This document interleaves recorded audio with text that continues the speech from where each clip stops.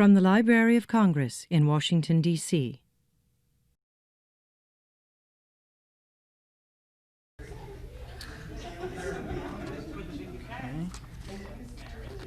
Hello, everyone. Is this on? Is this on? Can you hear that? Or it's this one? Oh, it's this one. Okay, all right.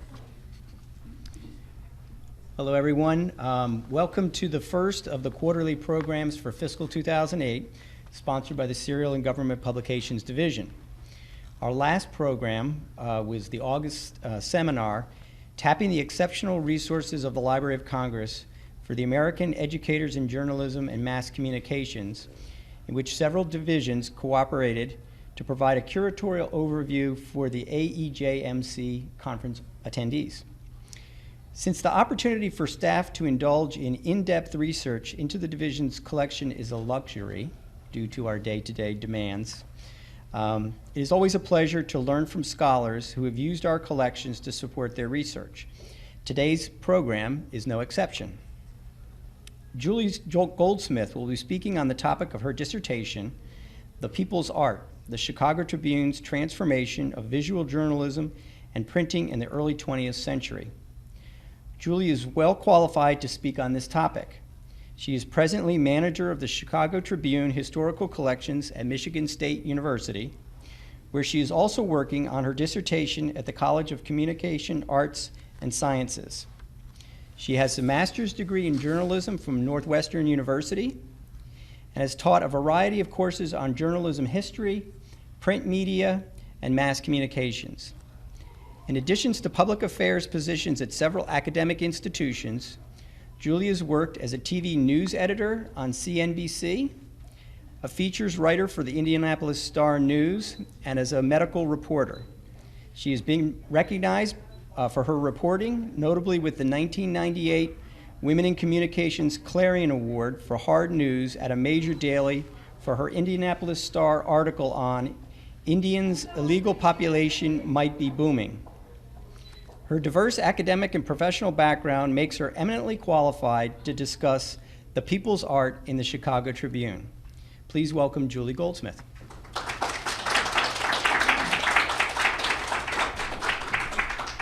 Thank you very much. Distinguished library experts and friends of the library, it's a great pleasure to be here and to be a visiting scholar. And I'd like to thank Mark Sweeney, Chief of Serial and Government Publications Division, Georgia Higley, Head of the Newspaper Section, and Jeannie Drews, Chief of Preservation and Collections of the Care Division, who has helped guide this collection of historic Chicago Tribunes and given me advice. I want to also acknowledge Michigan State University's Dr. Charles Salmon, Dean of the Communication Arts and Sciences, and journalism historian Lucinda Davenport, who recognized the importance of the university accepting a gift of old newspapers from Illinois benefactress Janet Ginsburg, when no one else was interested in old newspapers. Most of the pieces in this collection were once the domain of the Chicago Tribune.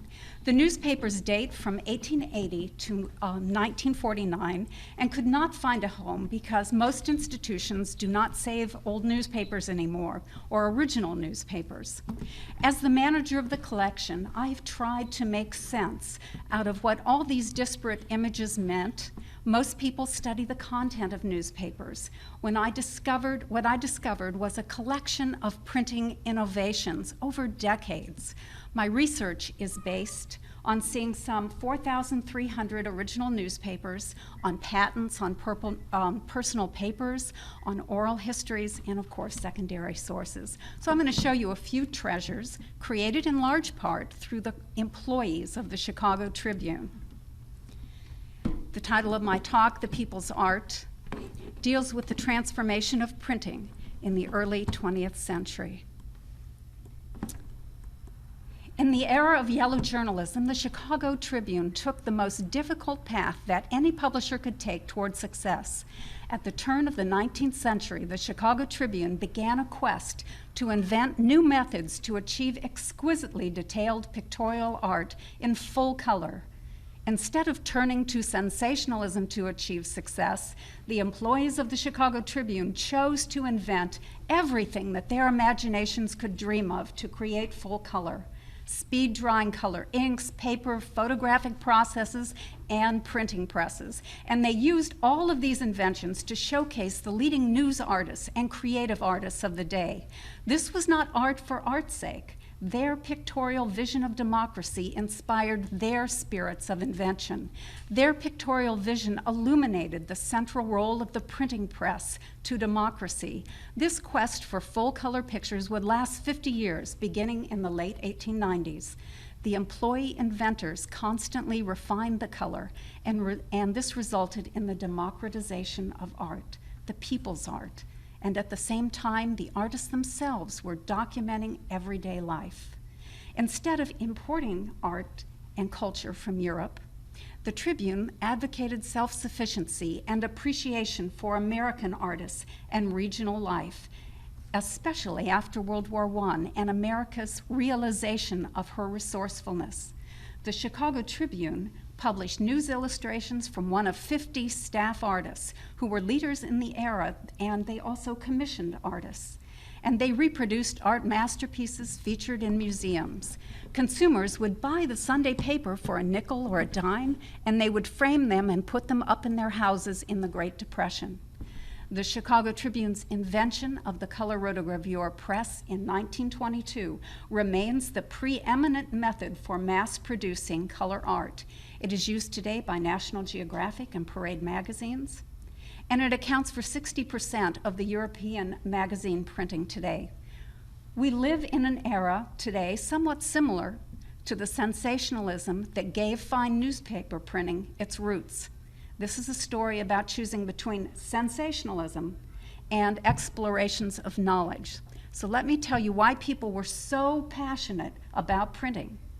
Robert McCormick, who led the Chicago Tribune from 1912 to 1958, believed the printing press is mankind's greatest discovery, for it transferred knowledge into power, fostered revolution against tyranny, enabled literacy and unlimited horizons based on intellectual growth and creativity.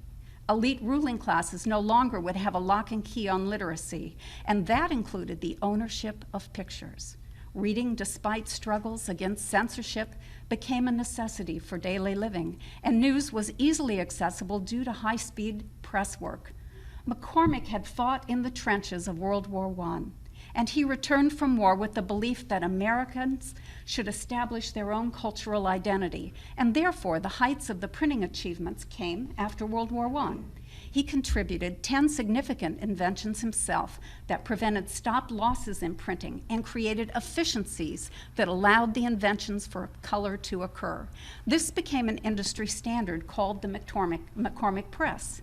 He came up with a way to keep the presses running without stopping and starting for color sections or any other printing special needs. The Chicago Tribune's appreciation for the noble art of printing goes back to the 19th century. His paternal granduncle, Cyrus McCormick, invented the reaper, and his maternal grandfather, Joseph Medill, the eminent publisher, 19th century publisher of the Chicago Tribune, was both a printer and a lawyer. Speaking before a meeting of Indiana newspaper publishers in 1869, Joseph Medill said, "To return to the question, how to make an attractive newspaper, one of the essential things is the good mechanical execution. The newsprint should be white and firm, and not dingy or spongy. Buy an article that will take a good impression, even if you have to pay 2 or 3 more cents for it per pound. The nearer pure white the paper is, the better. Next, get good black ink. For every cent you save by purchasing inferior ink, you will lose 10. Buy the best no matter what the cost, for your ink bill is a small item by comparison with other expenses." This is what McCormick grew up with, and this is what he built on for the future of his next inventions. The leading argument among printers and inventors in the 1890s was whether the etching method or the engraving method could better produce color, as neither could mass produce fine printed color pictures at high speed that met newspaper publishers' 4 basic requirements: low-cost printing so that citizens could have a paper for a penny or two, high quality so you would not have blurred pictures, high speed so it prints news and not history, and also that it beats the competition, and can be published inexpensively on newsprint. As far back as Christmas 1855, the London Illustrated News published an edition in color. So who was first in publishing color was never at issue as much as what the quality was and what its meaning was for society. The modern era of newspaper color began with the Chicago Tribune's 50th anniversary edition. The nuanced colors of sky and the tonal shadings are highly different from the flat color blocks used for Richard Outcott's Yellow Kid cartoons for the New York Journal and New York World and Journal in 1896 and 1897. The Chicago Tribune commissioned an outside commercial printer, Theodore Regensteiner, and his photo color type company in the Caxton Building in Chicago. He borrowed a printing press from the Mealy Company, which was also located in the same building, and this was printed on a flatbed press with single sheets. It took several weeks to print color photographs. It took about 3 printing houses. The fine registration was due to Theodore Regensteiner's invention of what he called a register hook. This picture's inside the Oval. This is a picture of the Chicago Tribune at Madison and Dearborn Streets. This was its 3rd building. And this shows deliberately a picture. It's housed next door to a theater. And it deliberately shows a theater getting out at night after the show. So you see people well-dressed and you see carriages. And it shows that Chicago is a city of culture and commerce. So that pictures are shown purposely. This is a close-up of the lower third of that page. This is a halftone of a Chicago train terminal that captures light on water, smoke rising, and the drama of transportation. The line you see across the middle is not lightning, but a tear that has been repaired, and these photos are mine. Please note at the bottom that the typeset words are mixed together with a color photograph, and this is a significant event in newspapers when you can mix typeset words with color photography, because the Yellow Kid cartoons were primarily hand-drawn words within line-block drawings. McCormick believed that pictures communicated ideas faster than words. As a result, at the outset of World War I, he hired political illustrator Carrie Orr to create front-page cartoons. Orr's previous work was for the Nashville Tennessean, and he caused the paper circulation to double. People were arguing about the meaning of his cartoons, and so they ran out to buy it, whether they were for it or against it. It drove up the circulation, and it had the same result for the Chicago Tribune. In 1932, the Chicago Tribune printer Otto Wolff successfully designed a high-speed color letterpress printer just for Orr's cartoons and all other front-page cartoons, which were regularly featured then on the front page of the Chicago Tribune. Throwing in an extra charge in 1941 was created to rally morale for the war effort, despite the tremendous losses by the Allied forces. This Pulitzer Prize-winning artist drew people into democratic discourse of ideas. His cartoons invited public debate throughout the nation, and Orr also used his persuasive pictures to raise money for charities, millions of dollars, and also to sell war bonds. Raised on a farm in Ohio, he first learned to draw by sketching farm animals. And when he became successful in Chicago, he also taught art to young Walt Disney, who he imparted the importance of drawing animals to him. Walt Disney at one time wanted to be a political cartoonist. This multicolor letterpress used a continuous roll of paper known as a web press and was built by the Goss Company, according to Wolff's designs. Letterpress is fast, uses far less ink than color rotogravure, and lacks nuance. It communicates based on shape and symbolic use of color. Otto Wolff was a draftsman in Germany and a machine builder. He came over to the United States around 1910, and he took a job for Hoe & Company in New York, and then he went to the Goss Company, an American can company, before he joined the Chicago Tribune. In the aftermath of World War I, pictorial color in newspapers helped revitalize the American daily life, and it restored a sense of normalcy following the wake of suffering and human loss. Warfare abroad cast a long shadow that visually subdued the use of color on the home front out of respect for the fallen, as well as for practical reasons. Nearly all dyes for the United States manufacture of printing inks, dresses, household goods, wallpapers, and paints were purchased from Germany until an embargo halted all the imports from abroad from Germany. The Chicago Tribune's introduction of the color rotogravure press was all the more remarkable in 1919 and necessarily included the creation of its own ink-making processes and paper-making plants, and color rotogravure for the first time enabled art and pictures to finally reproduce art for the masses. You are looking at a color rotogravure of an illuminated painting of the United States Constitution by artist Nastore Leoni, created around 1909. His name is not on this work, and I spent over a year trying to discover the history of this work. Mrs. Harry Atwood, Executive Director of the nation's Constitutional Education Association, discovered the original version of the Leoni's Constitution in 4 pieces in the Library of Congress in 1934. She had it repaired, and the Chicago Tribune published the Constitution on the Sunday paper the day before Constitution Day, September 17, 1934. The Chicago Tribune printed an extra 300,000 copies to give to every school child in Chicago so they could understand the history of the Revolutionary War and have their very own copy of the Constitution.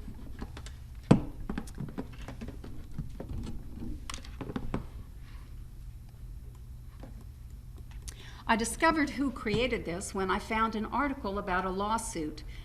Mrs. Mary Hoxie of New York commissioned Leoni's rare talent for illuminating manuscripts and commissioned the United States Constitution and the U.S. Declaration of Independence.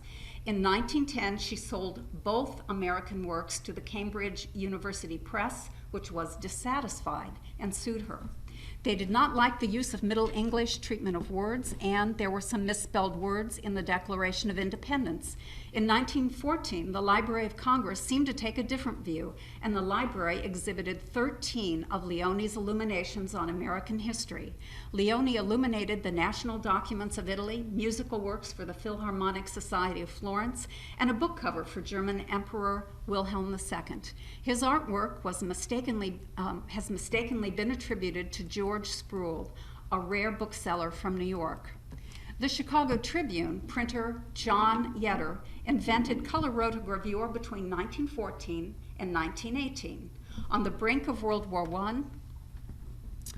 I, before the 1914 embargo, the New York Times successfully began publishing rotogravure because they received their rotogravure press in single-tone printing before that embargo. Single-tone rotogravure was invented and patented in Germany by Ernst Rolfs and Edward Mertens, who found the means for carving images into metal plates, which could wrap around a rotating press cylinder, which was a necessary component that produced newspaper high speed on a spinning cylinder. The method first appeared with a German newspaper in 1910 and a British newspaper in 1912. The Philadelphia Public Ledger, the Boston Sunday Herald, the Chicago Tribune all ordered presses too. The Chicago Tribune received theirs after the New York Times, and it came in pieces and parts, and that offered a wonderful opportunity for John Yetter to study the pieces and parts, rebuild it, and figure out how to create 4 presses in one and create color rotogravure. Throughout World War I, he completely rebuilt the German parts and had a totally American-made printer. The printing press, the color rotogravure, works like a roller coaster. It picks up the paper from the red ink, it goes from the web press, it goes down and it picks up the yellow ink up to dry at high speed, and so forth like this, picking up every color from yellow to red to blue and then to sepia. They had their own sepia ink. They didn't use black ink made from carbon. They used the sepia ink from the cuttlefish. And it gave a softer, richer tone to the color. Also, they could print an 18-page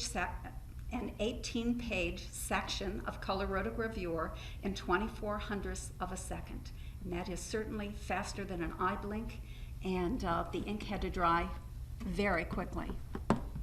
Subsequent improvements were done with Otto Wolff, and the registration is at 1/1000th of an inch, and that was created by Theodore Schultz, also of the Chicago Tribune.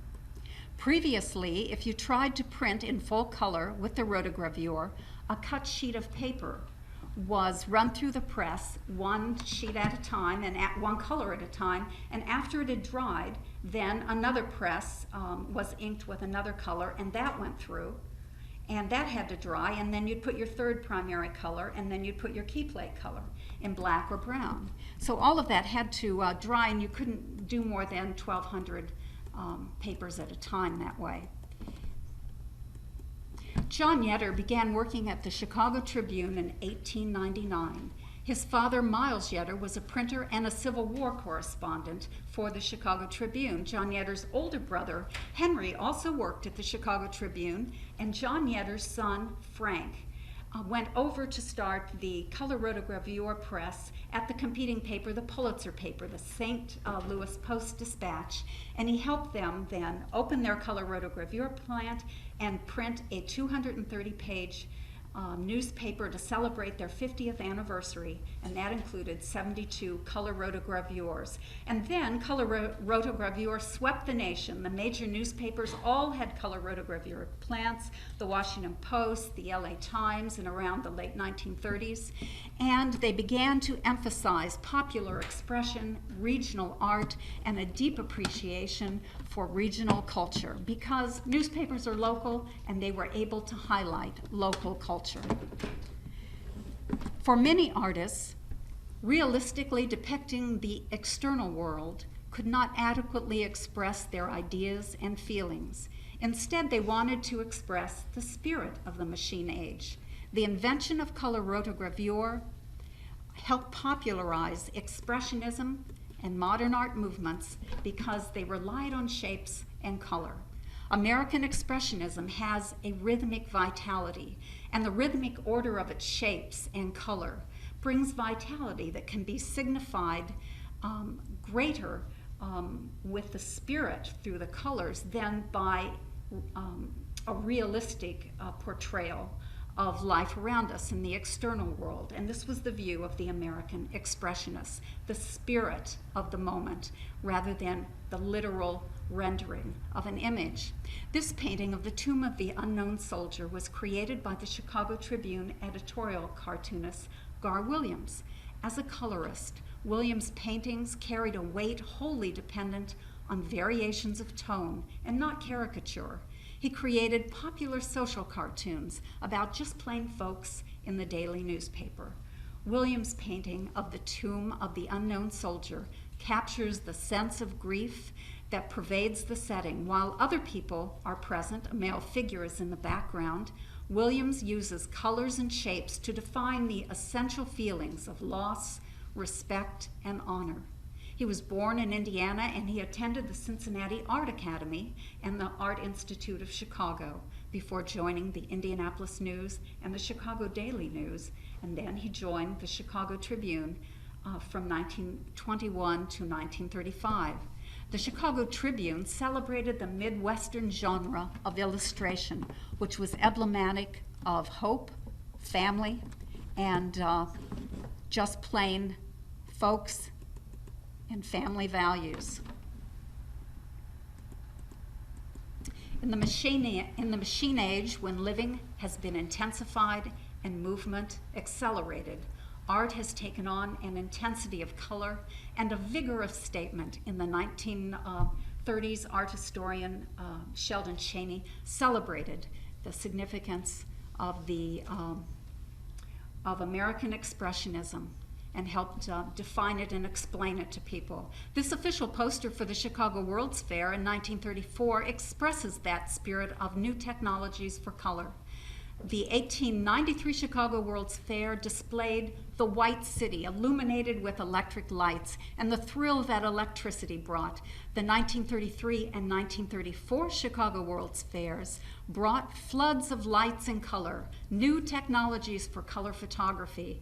When I showed this poster to my mom, she smiled excitedly, for she had been at that fair, and she said this poster really captured the idea of internationalism and all the fun and excitement of new technologies that were present. And thousands of people attended that fair in 1933 and 1934, and it helped reinvigorate the regional economy because it was all based on private resources.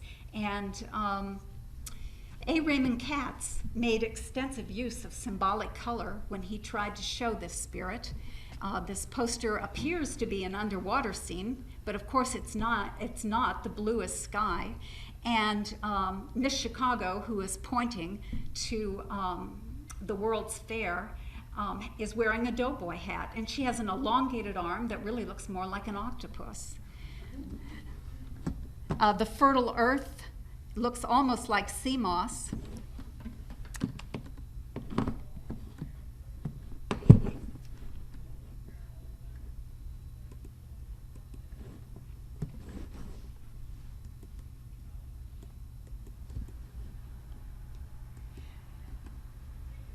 On this poster, A. Raymond Katz did not sign his name. His name is signed as Sandor, and that might have been his given name. He was from Hungary. And a very famous artist, a poster artist in Hungary, Sandor Bortnik, had the same name, of course. And he fostered the op art movement. He taught Victor Vasarely, the father of op art. And so A. Raymond Katz took a different name when he came over to America, and he made a tremendous career based on this World Fair poster. It really launched him as a regional artist, and then finally he became known for his stained glass works, and he advocated modern art in synagogues throughout the nation. And so he created magnificent stained glass works, and you can find them in the synagogues throughout America. Thomas Eakins' painting of a Philadelphia boxing hall was a feature of the Art Masterpieces exhibit at the 1934 Chicago World's Fair.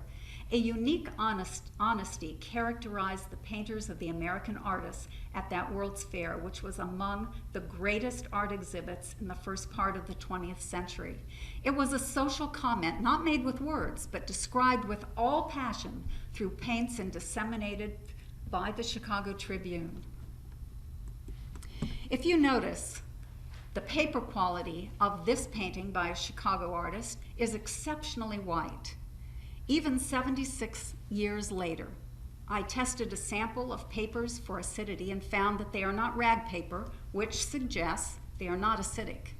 The Chicago Tribune was the first publisher to open its own paper mill in Thorold, Canada, and also in upstate New York in North Tonawanda.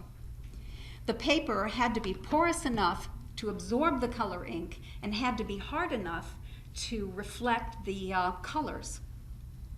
A mix of soft spruce and balsam from Canada was used, and also hardwoods of birches and poplars from upstate New York. And also clay and alum were used and a white sulfate to bleach it.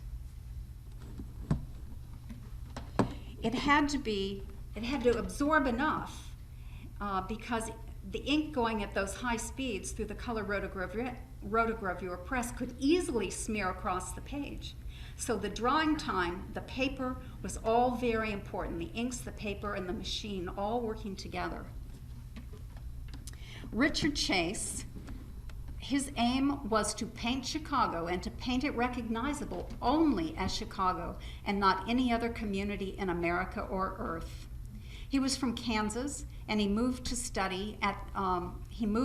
Chicago to study at the Art Institute of Chicago, and he remained there for 60 years. The Chicago Tribune's art editor, Eleanor Jewett, was Robert McCormick's cousin, and she was an advocate of the insanity in art movement, which opposed surrealism and modern art. And Richard Chase engaged in a modern art exhibit at one point in his career. He was a great portrait painter, too. And she certainly forgave him publicly in writing for ever going into modern art. So what you'll see is American Expressionism, and you'll see American Realism in the paper. You won't see abstract art with strange shapes. It just doesn't go with journalism. But within the McCormick family, there was a great debate about what was art. And they brought this debate right into the public. Robert McCormick's wife, Amy, was an amateur painter, and she collected a Cézanne and Picasso, and the insanity in art movement was opposed to Picasso and opposed to Cézanne. And she entertained the World's Fair Poster Committee and the judges right in front of the Cézanne, in front of his painting of the bathers, which was nude, people bathing in a swirling blue sea. And also Chauncey McCormick. He was against the insanity of art movement, and he headed the Art Institute of Chicago.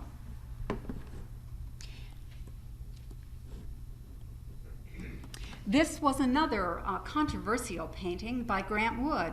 Here are two paintings on this page. Was it art, or was it vice, or was it simply rude? Grant Wood's Daughters of Revolution, painted in 1932 at the top, is a contemporary treatment of an early American art style. Despite the somber tone of the women pictured here, and they're pictured in front of a Revolutionary War painting, this agitated Iowa women of the DAR. They felt belittled, sipping tea and looking glum. The Midnight Ride of Paul Revere is in the Metropolitan Museum of Art and was painted in 1931. It offers a dreamy, childlike view of an historic moment. Grant Wood's goal was to use the actual material that America offered and not to create images of European subjects.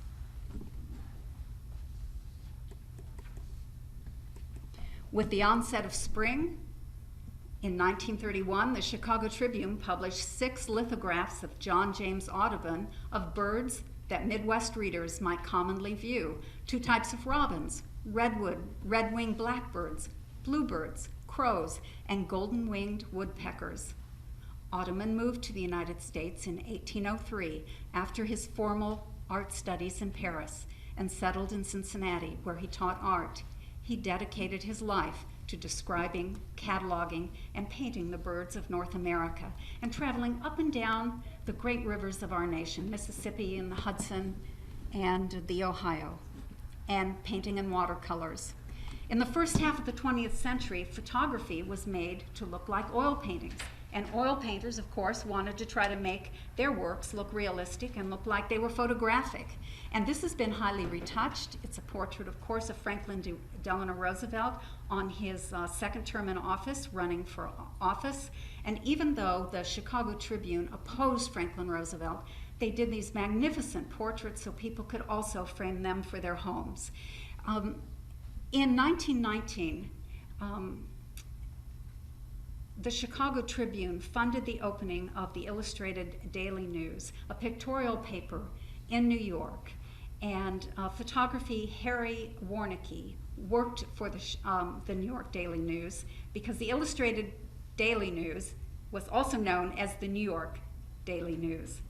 And that was its more common name. And so the Chicago Tribune and the New York Daily News, they shared artists, they shared art, they shared the paper, they shared the inventors, and they kept all improving on the product together. The editor of the New York Daily News was the first cousin of Robert McCormick. and that was Joseph Patterson. I have just 2 more slides to show you, and I just love this because it's our friendly neighbors to the south, an illustration of South America with the congenial faces depicting the continent's various nations. Artist John T. McCoy won the Pulitzer Prize for his cartoon in the Great Depression called The Wise Economist, where a man is holding a conversation with a squirrel about the economy. Finding everyday metaphors to express complex ideas is characteristic of the Midwest genre of pictorial art. From rural Indiana, McCoy covered 5 wars and illustrated on domestic and foreign affairs. In peacetime, he traveled abroad and he drew pictures for the people of Chicago and the Chicago Tribune, and they were nationally syndicated. Walter Beach Humphrey regularly illustrated covers for the Saturday Evening Post, Collier's, and Liberty Magazine, which was a Chicago Tribune subsidiary also. And it was created to compete with the Saturday Evening Post. After graduating from Dartmouth, Walter Beach Humphrey taught at the University of Chicago and at commercial art schools. He spent most of his professional life in New York teaching high school art, and his works are exhibited in the Smithsonian Art Museum and also at the Norman Rockwell Museum. The boy in this picture is reading an Encyclopedia Britannica. The Encyclopedia Britannica company moved to Chicago in the early 1930s. And it celebrates Chicago's great publishing culture as well as great knowledge. While we generally do not think of newsprints as fine art, Robert McCormick and the Chicago Tribune employees captured the spirit of a new age, believing that a strong democracy included art for all people. Their inventions helped shape our cultural identity and visual aesthetics. After World War I, there was a confluence of factors that brought art to the common man. Newspapers are inherently local, and now they had the tools to highlight that local culture with the vitality of fine color. The color reproduced reality with integrity and affordability, and people could see themselves reflected in these pictures, just like this boy. And printers passed on printing through their families, and the employees of the Chicago Tribune couldn't wait to go to work and invent something new each day. And McCormick inspired them, for he had been in the trenches in World War I, and he found the spirit of America in many forms, and he tried to depict that spirit that he gained in World War I by reinventing self-sufficiency and exploring pictorial art when he came home. Thank you.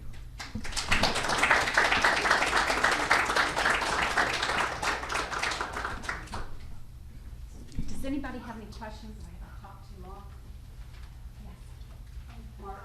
Can you by the mic, okay? Oh, okay. Thank you. Thank you. Yes, sir. Most of the illustrations seem to be about square. Were the rotogravures printed on a broadsheet, or were they printed on a different page, size paper, or is there something at the bottom that we're not seeing? You can see the grippers. You can see the holes from the grippers holding the paper onto the presses, and they're full-size papers. So it's a broadsheet?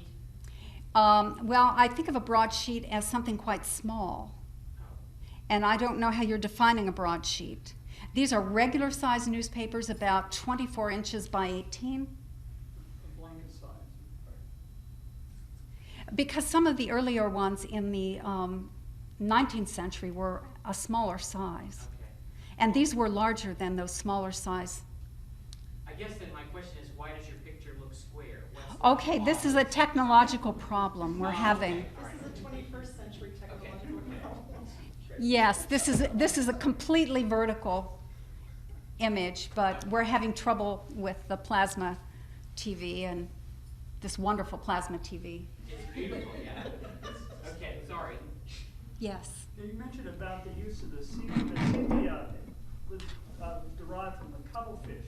Yeah. In terms of preservation, and that must would, help in preserving those images, or maybe that particular sepia. Well, it was very expensive, and I really don't know the chemistry of the cuttlefish to know what about that would be so preserving. But what you're seeing is undoctored photos.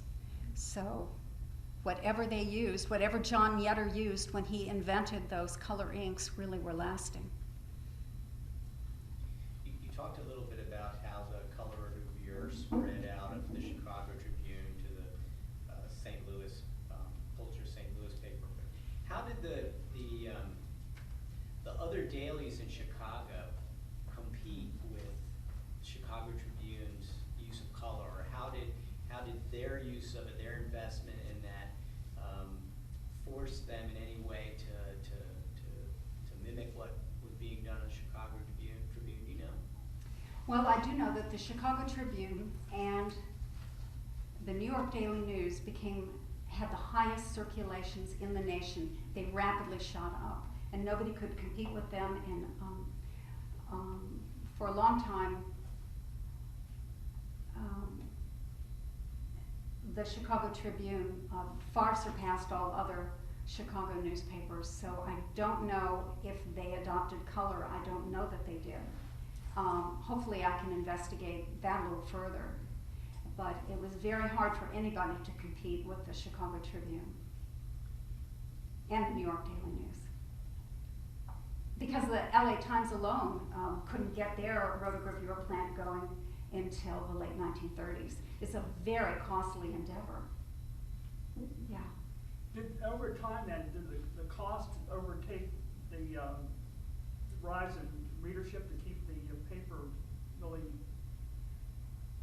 the cost effectiveness of using those? It was highly cost effective because as soon as John Yetter introduced the 1922 color rotogravure in the Chicago Tribune, there was a 1-year waiting list by national advertisers trying to buy space in the Chicago Tribune. So it helped boost the economy because color pulled, it really significantly increased sales for all the retailers nationally as well as regionally. So it really paid off. That you had to wait a year to be able to advertise Pond's Cold Cream or women's fashions or department store advertising or Janssen bathing suits was really remarkable. So they use the color in advertising as well as on the front page, and right? Is that Yes, what and I should have showed you some advertising today, but you could, the full page color art for the advertising too. And the editorial artists did not create the advertising art. They had a separate division of artists that would draw them for the advertisers. And they were wonderful, wonderful pieces of art in themselves. I was wondering about the quality of the paper. You mentioned that they had their own paper mill? Yes. And so that had lower acidic content. Yes. Mm-hmm. So that paper has lasted pretty well. Did they sell that to any other newspapers, or they use that themselves? There were so many paper shortages, and also there were tremendous embargoes through the war and tariffs, and they couldn't fulfill their own needs. Occasionally they had to buy about 10% from other companies, so they didn't sell their own because they published Liberty Magazine, the New York Daily News, and the Chicago Tribune. And they also had their own shipping company. They leased ships to bring it in from Canada through the Great Lakes. And occasionally during the war, then those ships were taken for war use. And so it was really a struggle just to use their own paper. For those of us that are interested in seeing more of this artwork, do you have a digital presentation of the collection that's available on the web, or we visit Michigan State University to take a look at the collection? This collection was donated last year. Okay. And so we don't have a digitalization project yet. And And what you're seeing are my photographs from the collection. And we do have a few more that have been digitized that we're glad to share. We do hope we'll have a web show up and running. We'd like to share it with people throughout the world. And we don't have a digitalization project yet, or a preservation project. Yes. Are you familiar with the American Newspaper Repository at Duke? Yes, I am. Okay. How would you compare your collection with theirs? Well, I think they have diverse newspapers, and this really is solely dedicated to the Chicago Tribune, and that's 4,300 papers. Some are whole papers, and some are single tear sheets. Most are single tear sheets. And I haven't fully studied theirs to adequately know, but they have a wonderful collection. Yeah. In journalism schools, do you think there's more attention paid to the yellow kid as opposed to what was done with the Chicago Tribune in terms of column? Absolutely no attention has been given to the Chicago Tribune in journalism history in terms of their printing inventions. Everything and I'm trying to change that because we go from the Yellow Kid comics then to TV, right? And there's nothing in between when it comes to printing. And yet we know between the Yellow Kid comics and TV, there's a whole world of fine printing and regional art. So I'm trying to get attention to that. We didn't just arrive at TV. In fact, what happened in newspapers helped define what happened image-wise in television. The aesthetics, the focus on local images. Thank you. Well, thank you very much, Julie. This has been a presentation of the Library of Congress. Visit us at loc.gov.